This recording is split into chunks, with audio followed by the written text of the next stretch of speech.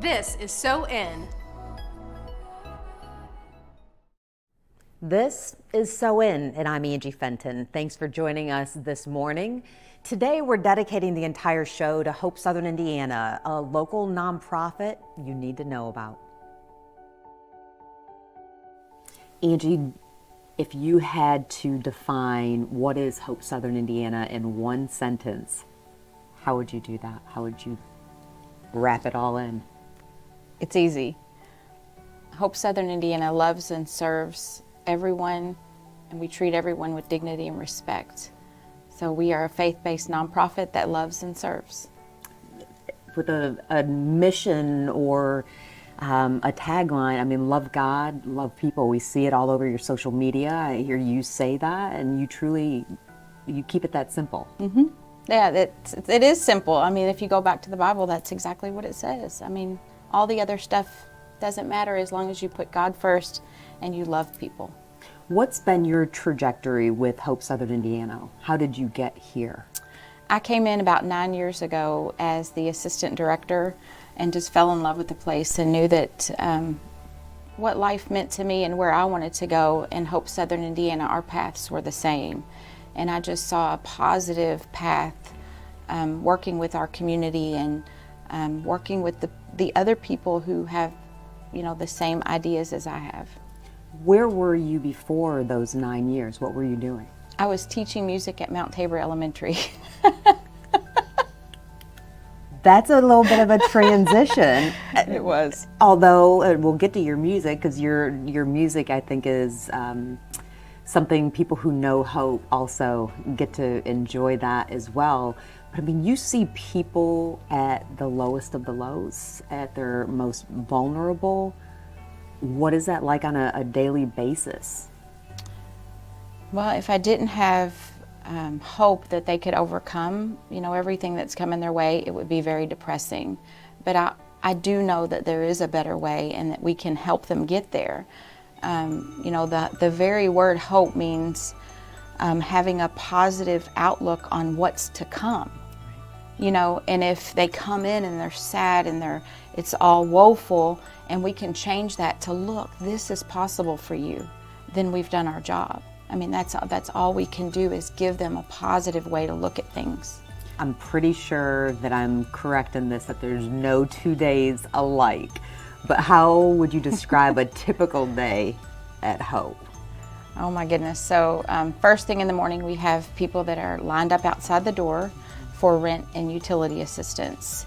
We try to keep people from losing their homes or being evicted, because once they're evicted, it is so hard to get them back into a home. So those are top priorities for Hope. Keep families together, keep them housed together, keep kids in their school districts. So first thing in the morning, that's really what we start with. Then throughout the day, we have people dropping off donations around the back. We have many conversations with pastors and with churches, with congregation members in need. We have homeless people coming in the door that really just need to freshen up. They need a little bit to eat. And some of them just come in for prayer. They're just like, hey, I want to tell you what I did today. Here's my day. Here's where I'm at. A lot of our seniors are lonely, and they just want to come in and talk, tell us about what's going on. During COVID, so many were isolated, and we got to know a lot of them just by conversations in our waiting room. So our day can be, we can get a call that 10,000 pounds of meat's being donated, right, or we can get a call to come pick up or deliver. We just never know what the day brings. When you get up in the morning, how do you prepare yourself for the day? Oh, I have a devotional that I do every day called Jesus is Calling. It's really sweet. I used to do it with my kids when they were little, and now they have an adult version, so that's how I start my day. Usually that and music. What about your staff? What can you tell us about how instrumental that staff is to the inner workings of Hope? Gosh, during the hiring process, we really vet them to say, look, can you work here and not judge people? Can you work here and love people? What's your tolerance level like? You know, people burn out really quickly. So we really vet them during that process. But once they get in here, they kind of find a rhythm. Like Joy, when people come in and they see Joy's door is open and she's in there, they go straight into her office and start talking to her because she loves people. She is a people person. And the majority of Joy's job is data entry, dare to care. But they go into her office anyway. So when I see that and I see a connection that she has with people, I can't be prouder of her and more happy for the organization that we have her. And it's just, I can tell you that about each staff we have. Each of them have a skill set that's out of this world. But aside from their skills, they love people. And if we focus on that, we're making a really positive difference in our community.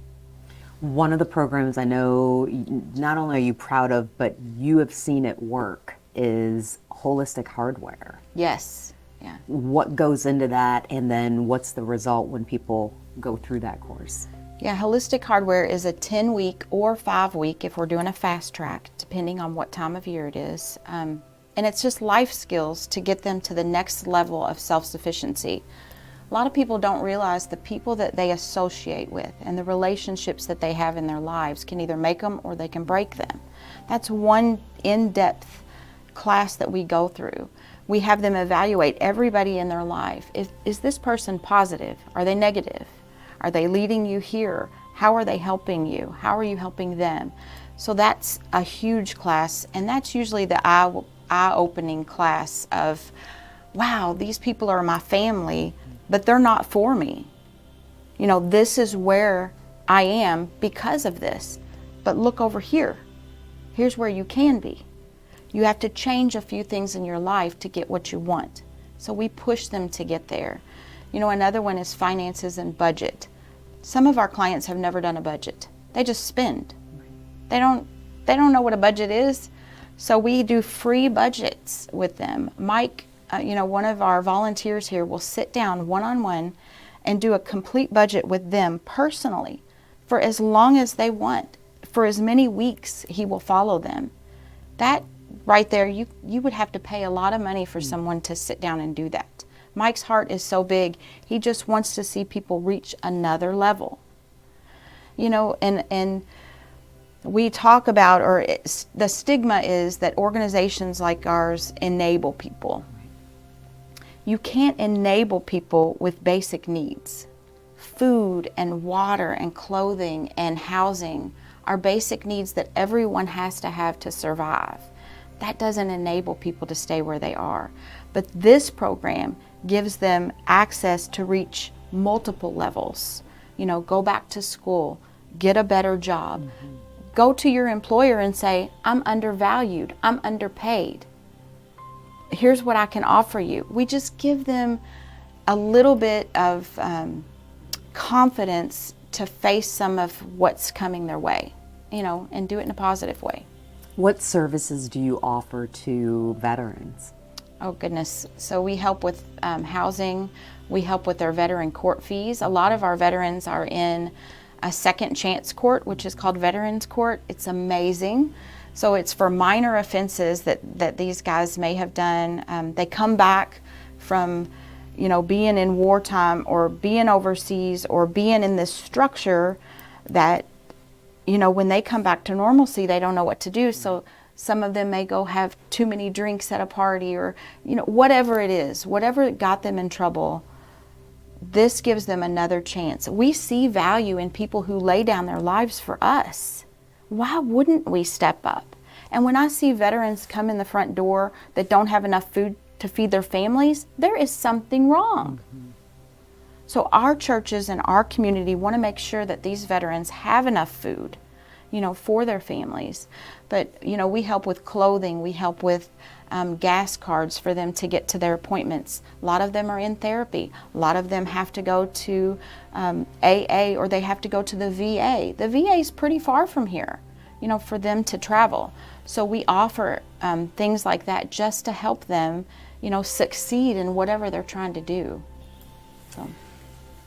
How do you still have hope yourself? I mean, I think there hasn't been a person around that I have ever spoken to who hasn't at least touched on your joyful heart. I mean, you have I've walked with you through some of the toughest times, and you exude joy, you exude hope. Where does that come from? Because I mean, and there are people burn out from this, from what you do, because they don't want to see it anymore. They can't take it anymore. Your heart seems to just get bigger. Because I've seen what God can do. I've seen it firsthand with people.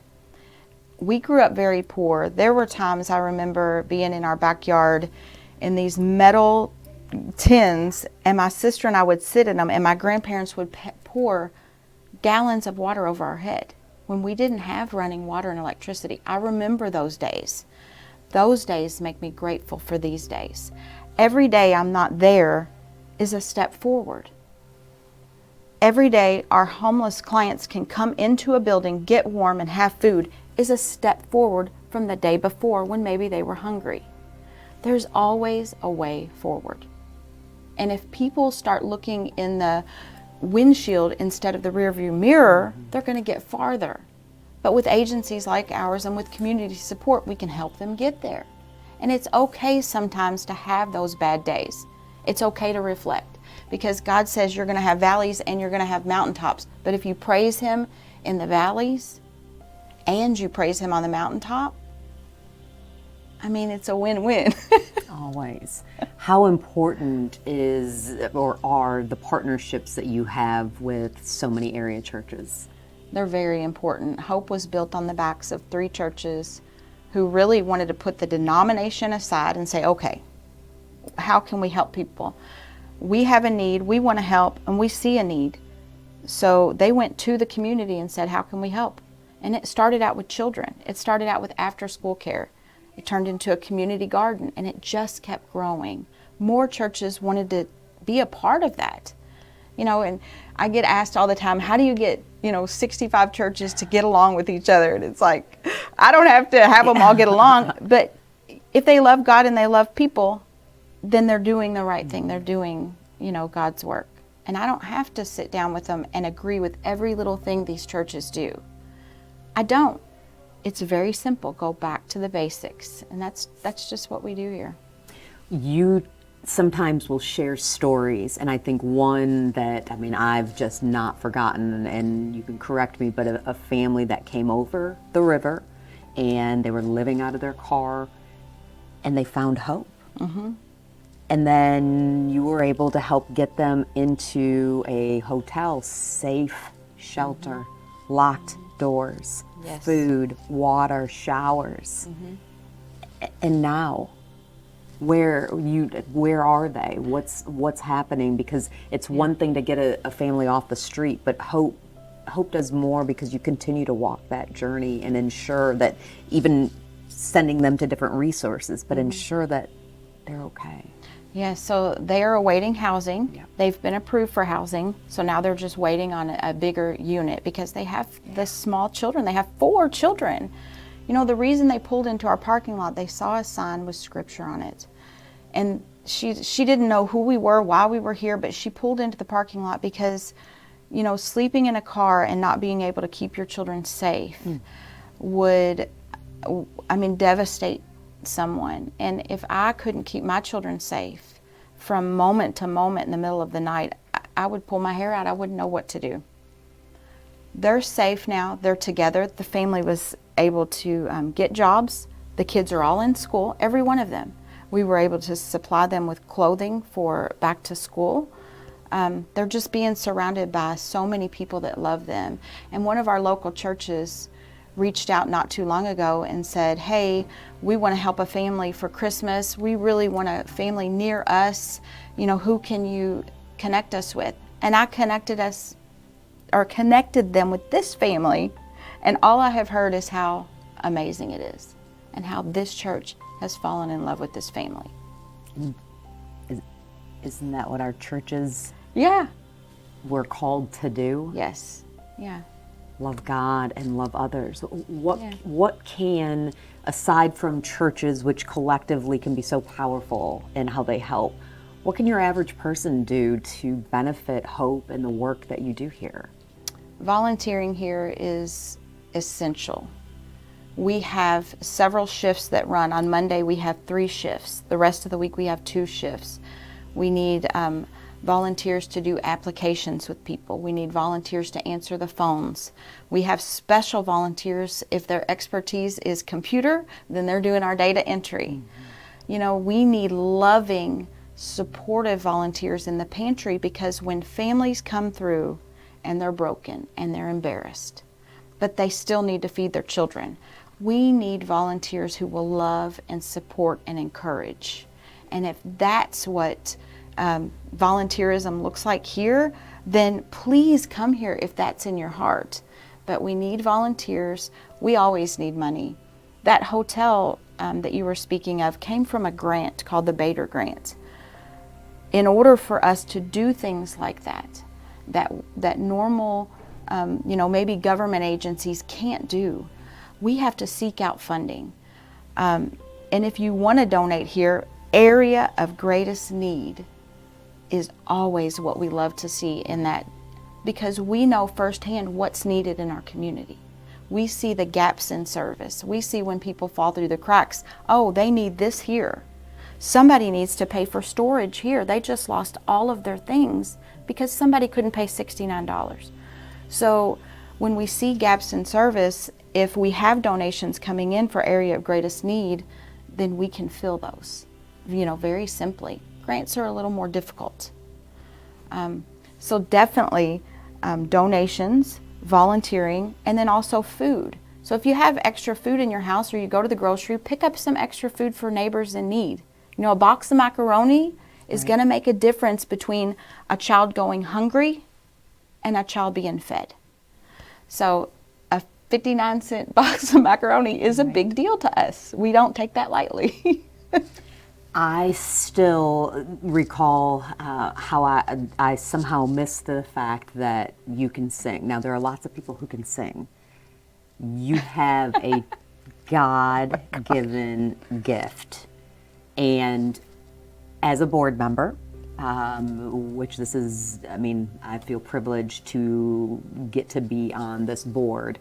I chaired the celebration of partners and churches, the Evening of Joy. And do you remember when I said to you, okay, the first year, I will do this, but only if you sing. I do. And then you did. And yeah.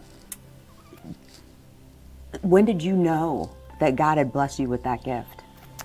My mother was a choir director for many years in churches, and she would just take us around to many, many churches when we were growing up. And State Street Baptist Church, which is right down the road from us, was my first solo in a church. I was 10 years old, and I was also baptized that year, so it was a special time for me. But I think around 10 was when I really knew that, okay, God's really calling me in the church. And my mom sang at Pine Ridge Jamboree.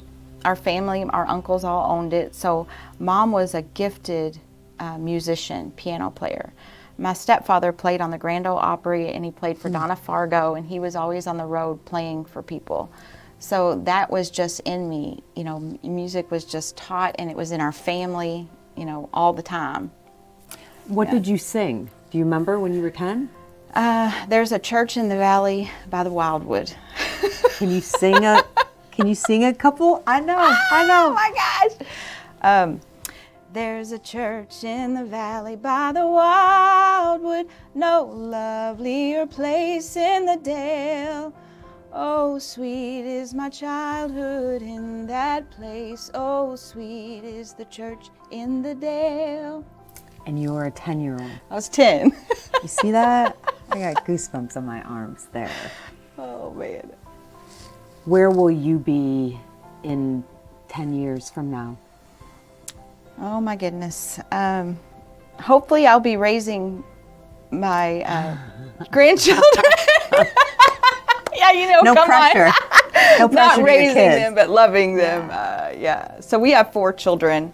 Our youngest just graduated this year, so it's 3 of them are out of the home, and Jackson is still hanging in there with us. But I do see supporting and loving and growing and nurturing, our future family members. I love that part. I'll never stop singing. I'll stop singing until someone tells me I can't sing anymore. So, hope, I have so many visions and dreams for Hope. I want to buy this property across the street that's for sale. I want us to expand. I want us to do more on the recovery side and helping people get to that, that important level of addiction. Hope, there's so many doors that can be opened. We have to be patient and we have to find the right time, because God says there's a time and place for everything. There's a season for everything. And I hope I'm in that season here at Hope. Trinity Churches has been in New Albany for a long time. We're known for our music, but the best thing about Trinity Church is really the people. We're just a big family walking through life together, encouraging each other during the ups and downs of life. We worship on Sunday mornings at 9 a.m. our traditional service. We have Sunday school at 10:15, and then we have our casual service with praise team at 11:11 a.m. Wherever you find yourself in life, whatever you believe about God, you're probably going to find folks at Trinity that are just like you. It's why we say you belong here at Trinity Church.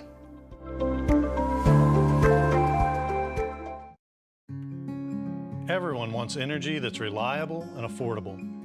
I've been a Duke Energy line worker here in Indiana for almost 20 years. So I'm proud to help deliver that for the people and the communities that matter most to me.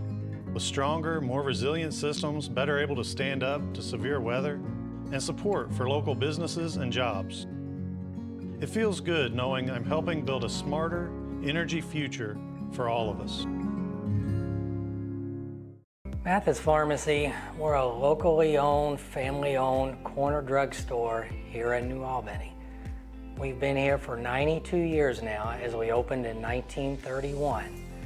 We carry a wide variety of products and services, including the traditional prescriptions that everybody thinks of as a pharmacy.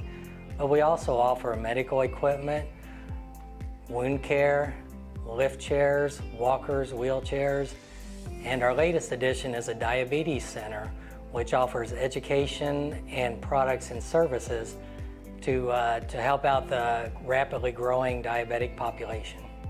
The healthcare landscape has gotten very complex lately, so people need help and guidance to get through that maze of things. So that's what we try to do here at Mathis. We try to offer a pleasing, satisfying experience, one prescription, one person, one encounter at a time. And we support Hope because we know that they do the same thing. They've taken complex issues and they help people get through that, and they do that on an individual basis, helping one person, one client at a time. My name is Tyler Shaheen, owner and founder of Family Furniture Company, where we create spaces for families to thrive. We specialize in creating dining sets for families to gather and grow out together. We support Hope Southern Indiana because we believe in their mission to help create stabilities for families. As somebody who worked at Hope for a couple years, I fully believe in their mission and their reach, and what they're doing is absolutely incredible and so beneficial to the community. Hello, I'm Bill Hudson. I'm the owner of Ben's Bargain Center here in Jeffersonville, Indiana. As a business, we're an extreme value retail company. We sell branded products at deep discounts, cheaper than anyone else in the community. We offer as a company a wide range of products because we buy from the insurance industry. So therefore, sometimes we'll have sporting goods, other times groceries, maybe a large selection of clothing and shoes. But every time you come to Ben's, it'll be a little bit different inventory available for sale. Our theme is one man's trash is another man's treasure. So it's kind of like a treasure hunt shopping at Ben's.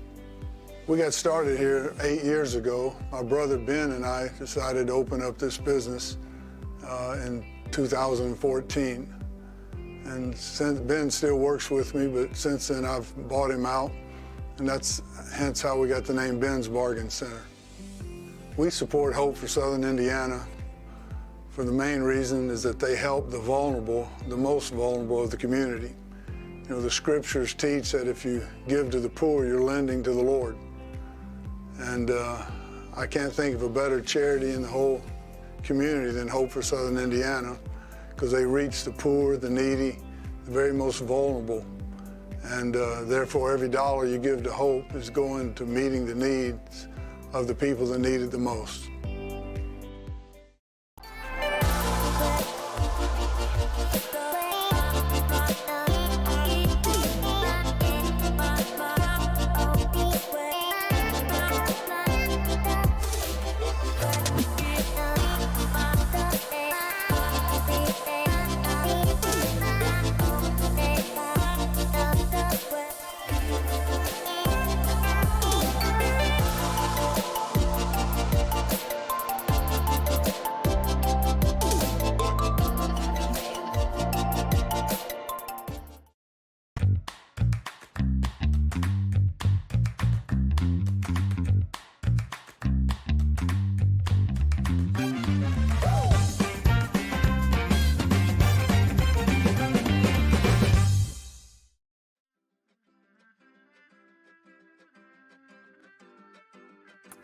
Hope, love, guide, God, Jesus, and